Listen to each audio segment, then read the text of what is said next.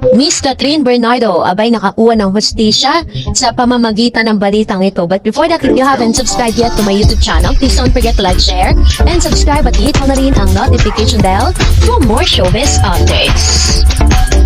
Bago tayo, of course, magpatuloy sa ating updates for today's video. Nais kong pasalamatan kayo for always watching and trusting this channel. Thank you so much sa inyong palagiang panonood at palagiang pagsubaybay sa mga updates po natin. Maraming salamat po. Ito na, at ngayong araw pag-usapan natin ito kasi kung mapapansin po ninyo, lagi pong isa sa mga hot topic nitong si Miss Christy Fermin. Ito pong si Miss Catherine Bernardo. Marami siyang mga side comments at marami siyang mga binabalita na sometimes sinasabi niyang wala naman talaga pang parang wala pang spekulasyon pa lang, pero marami na siyang mga komento na tila baga sinasabi ng ilang mga supporters si Catherine na talagang medyo na sisira yung kredibilidad nitong si Miss Cat dahil sa mga pangyayaring ito. So dahil dito, marami pong sumisigaw ng hustisya para kay Miss Catherine at marami rin po talaga na parang it's time para talagang mabigyan na ng sanction ang ilan sa mga journalist na nagbibigay ng mali siya sa mga ginagawa ni Miss Catherine Bernardo sa showbiz. Dahil dito, sinasabi ng ilan na ito na daw yung hustisya na hindi man po gumante o hindi man gumawa ng paraan si Miss Catherine Bernardo para po maiganti niya yung sarili niya sa ibang tao na ganap. Kasi kung matatandaan po ninyo, si Miss Bea Alonzo ay nag-file ng kanya pong kaso laban kay Miss Christy Fermin na libel case. Sa mundo ng showbiz, sanay na ang publiko sa intriga, chismis at mga pahayag na minsan ay tumatawid sa linya ng paninira. Ngunit sa pagkakataong ito, ang dating tahimik na aktres na si Bea Alonzo ay nagsalita at higit pa rito, siya ay dumulog na sa batas nitong July 2025. Pumutok ang balitang inisyu na ng Quezon City Regional Trial Court ang warrant of arrest laban sa kolumnistang si Christy Fermin at sa kanya mga co-host na sina Romel Chica at Wendell Alvarez, kaugnay ng kasong cyber libel na isinampa ng aktres. Ang reklamo ay nag-ugat sa mga vlog episode ng kanyang online show na Showbiz Now Na, kung saan ilang beses umanong binanggit at pinuna ni Bea Alonzo sa mga nasabing episode. Tinalakay ni na Christy ang issue ng breakup ni na Bea Alonzo at Dominic Roque, mga umanay problema sa buwis at issue tungkol sa kanyang dating driver. Ayon sa kampo ni Bea, malisyoso, mapanira at walang basihan ang mga naturang pahayan. Sa kabila ng pagiging public figure, nanindigan si Bea na hindi dapat ito gawing dahilan para basta na lang siraan ang kanilang pagkatao. So dahil dyan ay dumaan po sa legal na proseso at nagkaroon na po ng desisyon ng korte. Noong May 2024, nagtungo si Bea Alonzo sa Quezon City Prosecutor Office upang magsampa ng tatlong magkakaiwalay na reklamong cyber libel. Ang mga kinasuhan niya ay sina Christy Fermin, OG Diaz at iba pang online show host.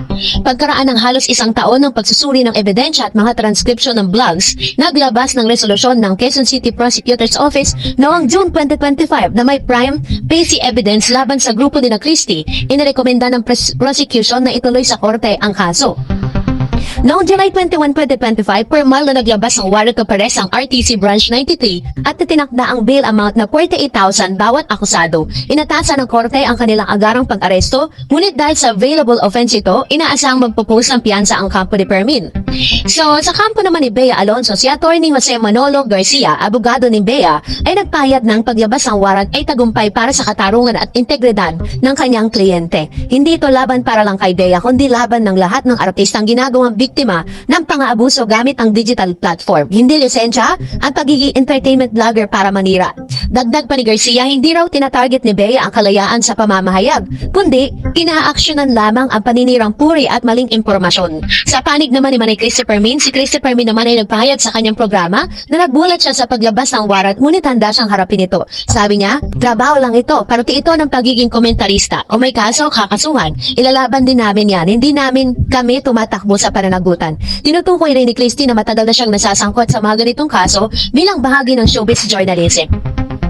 Ayon sa Republic Act No. 10175 or Cybercrime Prevention Act 2012, ang cyber libel ay tumutukoy sa paninira ng reputasyon ng isang tao gamit ang digital or online platform tulad ng YouTube, Facebook, blogs at iba pa. Higit itong pinapatawan ng mas mabigat na parusa kumpara sa ordinaryong libel dahil sa lawak ng audience na naaabot online. Sa kasong ito, sinasabing ginamit ang online show para magpakalat ng mapanirang impormasyon laban kay Bea.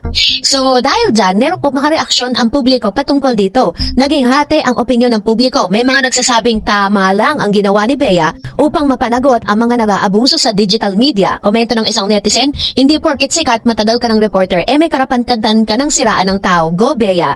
Ngunit may ilan din naman nagtanggol kay Christy. Di public figure si Bea. Kahit ng showbiz ang mapag-usapan, baka overreacting lang siya. And sa panahon po na yan, ay ito na po yung panahon para umaksyon ng mga artista. Sa kabila ng pagiging public figure, hindi nawawala ang karapatan sa dignidad sa bawat artista. Hindi dapat gawing free for all, punching bag ang kanilang personal na buhay. Ang paglaladlad ng mga sensitibong impormasyon, lalo na kung walang sapat na ebidensya, ay hindi bahagi ng responsible journalism. May mga makatuwirang pagkakaibang entertainment reporting sa character assassination.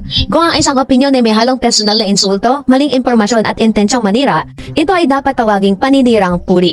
Sa panahon ngayon, mas lumalawak ang kapangyarihan ng mga vloggers, podcaster at livestream hosts, kasama ang kapangyarihang ito ay responsibilidad. Ang responsableng paggamit ng boses at platform ay hindi sapat. Ang paalalang opinyon pa lang po ito kung ang sinasabi ay mapanira at walang batayan. So, meron po din itong naging epekto sa mga vloggers at entertainment show. Ang kasong ito ay nagbigay ng babala sa ibang mga vloggers na tila malaya sa pananagutan. Sa desisyong ito, nagbigay ng halimbawa si Bea sa mga kapwa niya artista na may karapatan silang labanan ang maling pagtrato. Posibleng maging precedent ito para sa mga sumusunod pang cyber libel cases. Pinapakita nito na ang batas ay maaari nang gamitin ng mga artista laban sa digital defamation.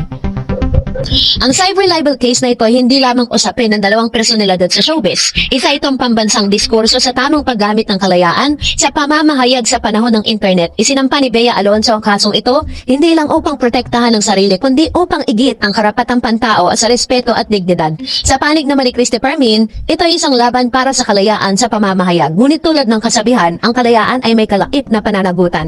Nasa korte na ngayon ang desisyon kung saan babagsak ang bigat ng ebidensya at argumento. Ngunit sa mata ng publiko, malinaw ang aral, hindi lahat ng opinyon ay ligtas sa pananagutan, lalo na kung ito ay naninira sa pagkatao ng iba. So that's it for today. For more videos and updates, please don't forget to like and subscribe, and please don't forget to follow my Facebook page, Dar Eds TV. God bless everyone!